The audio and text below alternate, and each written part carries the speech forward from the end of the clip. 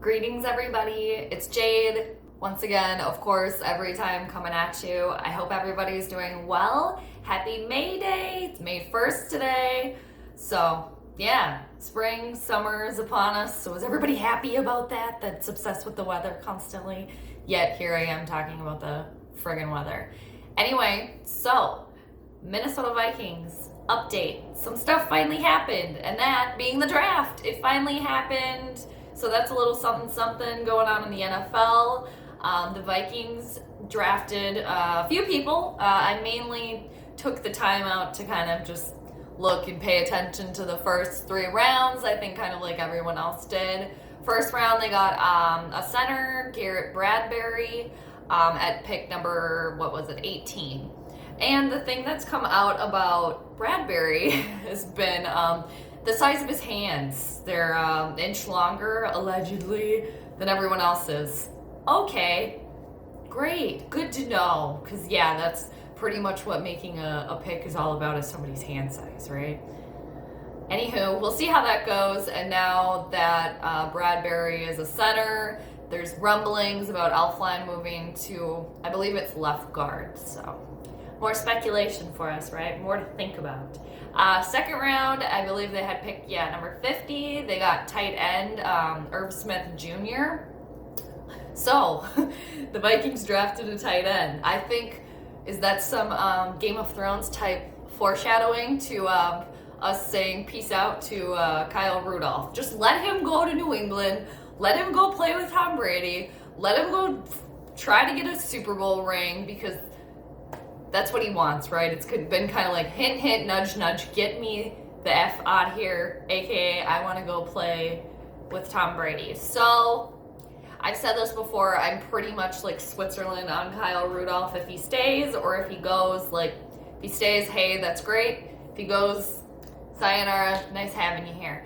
However, if the Vikings decide to get rid of David Morgan instead of Kyle Rudolph, because they're not keeping all 3 of them, right? I mean, maybe they could. That'd be okay. That would be all right. But I think David Morgan has so much potential, and I'm pretty sure Morgan's going into year 3? It's either year 3 or year 2. I'm pretty sure it's year 3. Ooh. Anyway, I just think a lot of potential there. So if Kyle Rudolph did leave, I feel like Morgan could easily slide into that role, and now we have this other dude. So, hey, there's that. All right, and then the third round, they got a running back at at pick 102. I might butcher this name. Alexander Madison? I don't know. I could totally, like I said, be messing that up completely. So that is an interesting one. I guess the Vikings needed to pretty much address the running back situation, because they let Latavius Murray go off of this team, so now we're stuck with Dalvin can't be trusted Cook. In my opinion, that dude, it's just, I mean, yeah, he got injured, but, everybody had such high expectations. What has he done? I think Murray was the better running back, and they let him go. So he's going to go run up and get a whole bunch of yards for the Saints, I think. And so they needed something, and they addressed it there. Also, what's his face? The one that got in trouble. The running back. Was it Rock Thomas? I think that. Yeah, Rock Thomas. What's going on with him? I don't know. Anyway, so running back situation, there's something going on there. Because like I said, I mean, if we're stuck with just Dalvin Cook, we're screwed. We're even more screwed than we already are. I mean, they're screwed. I mean, it's like we almost have to bear. Here I go, I'm going to bash Kirk Cousins again. It's like, I was just going to say, we almost have to wait until Kirk Cousins' contract is out is done, because until then, it's like we're building everything around him. Whatever. I wasn't even trying to get too deep into these picks, because so much could still happen, is going to happen. There's gonna be trades. People are gonna leave. There is no way that, in my opinion, no way that we're still gonna see, Xavier Rhodes, Trey Waynes, or Kyle Rudolph. I mean, one of those 3 is going somehow, some way or another. it's gonna happen. I just don't. Or Stephon Diggs too. Rumblings of Stephon Diggs. You know, because the Vikings need more money because once again had to spend it all on a no good quarterback that was supposed to be so wonderful. And back to the quarterbacks, I was reading quarterback rankings, and I kind of heard also, I think there were two separate rankings that I heard one on the radio, and then I read an article about one. But anyway, they had Kirk Cousins at 16 and 17 out of the 32 quarterbacks, and like, I think he's worse. I mean, he's worse. They had what's his face from Chicago. Why am I blanking on this kid's name right now? Damn it. I mean, and other ones too. My boy Case Keenum was way up there. He was like 27. I just had the one dude's name. The quarterback from fucking Chicago, you guys. That kid. What the hell? I don't even have my computer by me right now. Damn it.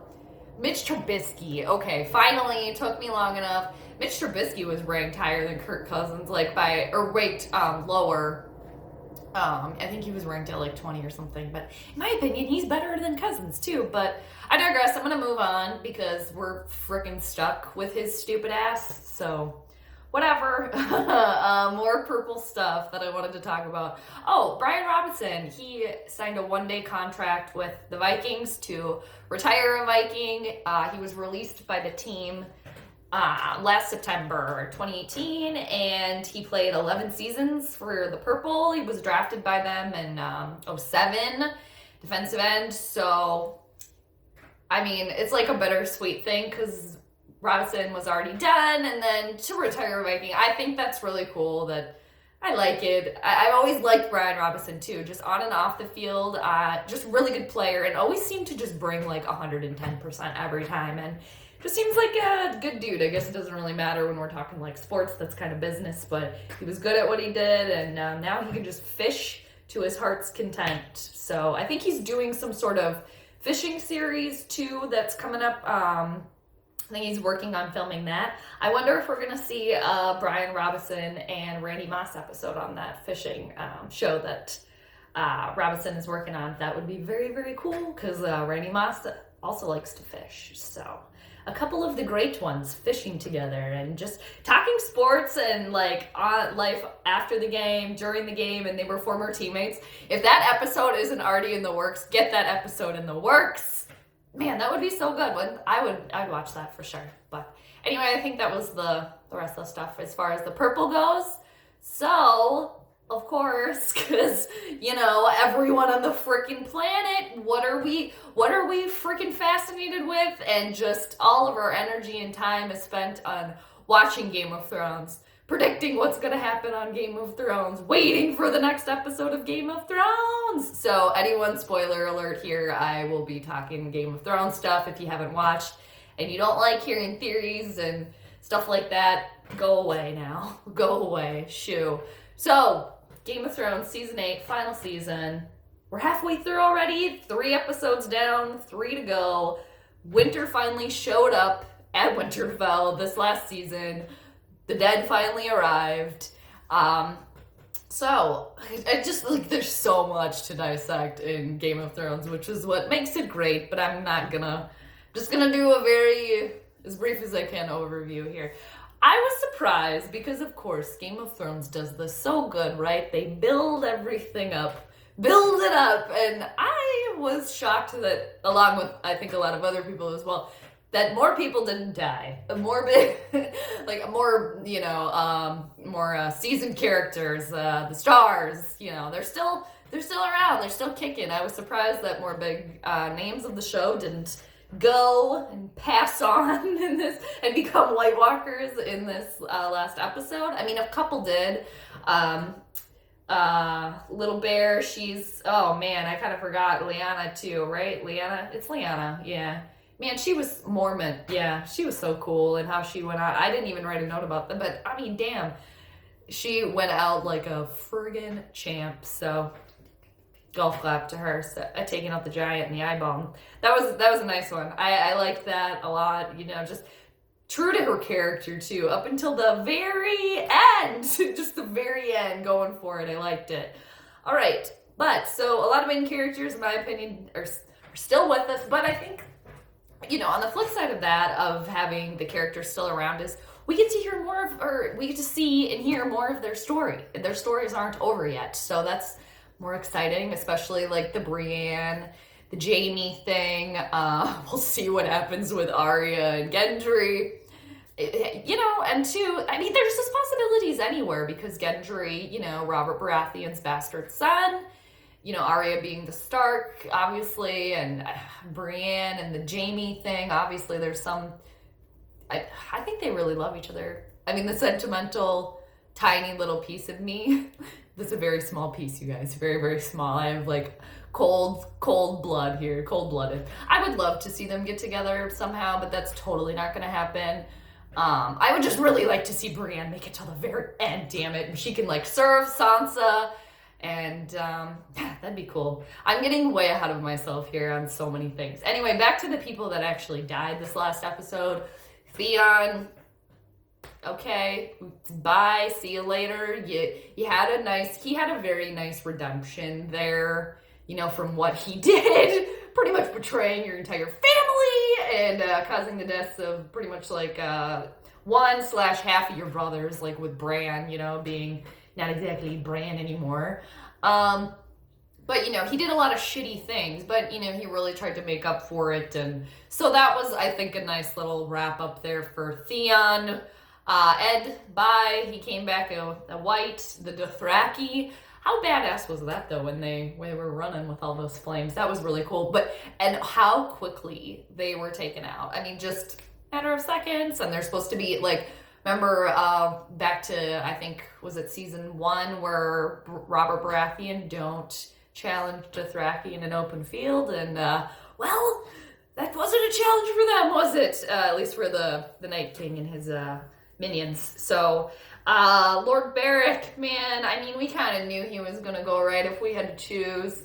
How many times he brought back? 8 or 9. I loved that at the end there with him and Arya and the Hound, just taking one for the ultimate team there. And it was like, too, what happened in the end, them saving Arya. Again, a little bit of foreshadowing there, because, like, she had to live, right? Ser Jorah dying in the arms of Dany. I think that would have been a dream ending for him, minus the fact of Dany and Jorah actually getting together. And I think Dany doesn't really have many people left now. I guess she has Jon and Tyrion and Varys and what's that girl's name? I forget that one girl's name that's been Grey Worm's like girlfriend. Damn, I forget her name right now. It starts with an M. Anyway, I guess she's got those people, but man, I can just see Tyrion turning on Daenerys. Also because of Tyrion and Sansa's kind of moments they had in the crypts together too. Was that more foreshadowing for us? Like, is Tyrion gonna flip and want to try to get Sansa somehow? Not maybe, I don't know, maybe on the throne. So many possibilities, you guys. Anything you can think of, it could possibly happen, which is what makes this show really fun. Melisandre too, she came rolling right up, didn't she? Like, oh, let me light the way so you guys can pretty much ride into your impending doom. Very cool though that she kind of very just somber too. That first 15-ish 10 minutes, I've never been that like, what's gonna happen on a TV show ever before, which is kind of like exciting and also sort of lame. Like, I couldn't even eat my snack that I had made. I was like, I'm too nervous for all these characters that are not even real in the show that's not even real. I can't even eat my snack here. But, well, also, what makes it really fun, right? Really fun. All right, Melisandre, I mean, she knew she was gonna die. She kind of did what she needed to do, and the dawn came, because the biggest death in the whole episode, the Night King. Goodbye! And who killed him? Arya motherfucking Stark. That's who. Because you know what? No, they said no one could kill the Night King. And no one did. That was just, putting all of the pieces in place as to what led her to kill the Night King. I just thought that was just so well done. I loved that. I kind of forgot about Arya too. You know, the brown eyes, the blue eyes, the green eyes. The brown and the blue already happened. The green, well, everybody kind of thinks that's going to be Cersei, but it's like, does Jaime have green eyes? Is she somehow going to kill Jaime and then, you know, wear Jaime's face and then kill Cersei? I don't know. I feel like there's going to be a twist there with that green eyes. I feel like it's not going to be so, I mean, that easy. I don't want to say like stereotypical, but like such a planned, you know, move, I guess, on the show's part to have the green eyes be Cersei, especially because we all know now, we finally all put that together, right? But man, and then went back to season, I think either 2 or 3, when Melisandre first met Arya and told her that. And then the training with Jaqen Hagar and the faceless god, or the many-faced god, or whatever the fuck that was, when she was like training in those tombs for like, you know, 2 seasons, 1 season, and then Serial Pharrell too, her original teacher, I guess, dance teacher. Everything led up to her doing that. The fact that, and also that was the fact where in episode 1, when Arya saw Jon again, and, you know, she snuck up on Jon. How'd you sneak up on me? That was the same place where Bran gave her the cat's paw dagger. I mean, it's just just so good. Little tiny clues when you just look back, and I mean, they were setting that all up. I mean, so good. And the fact that she used she dropped the dagger and used that move, her signature move at this point to get him. It just, oh man, very well done. And I also really liked the music. It was reminiscent to me of when Cersei blew up the High Scepter, whatever the hell that was called. When it was kind of the same sort of music when they were setting up for that. So kind of reminded me of that. I thought the music was good. I did think too, though, that it was kind of like dragging on there for a little. I mean, like, how slow is the Night King gonna walk up to Bran, right? So, I mean, that was kind of like, yeah, but I get it. They gotta drag it on for the whole effect or whatever. But, you know, and just when we thought, too, of course, all hope is lost, just kind of like reminiscent of like the Battle of the Bastards, especially with Jon, and like, you know, being completely just nowhere to go. Like, you're screwed. You're effed. You're completely fucked. So, but no, you are not, because your stealth, silent, assassin-like sister came in and saved the damn day. And it's like, too, Bran, too, did he know all of that? Did he see all of that? Are we going to ever know if he saw all of that? What happens now?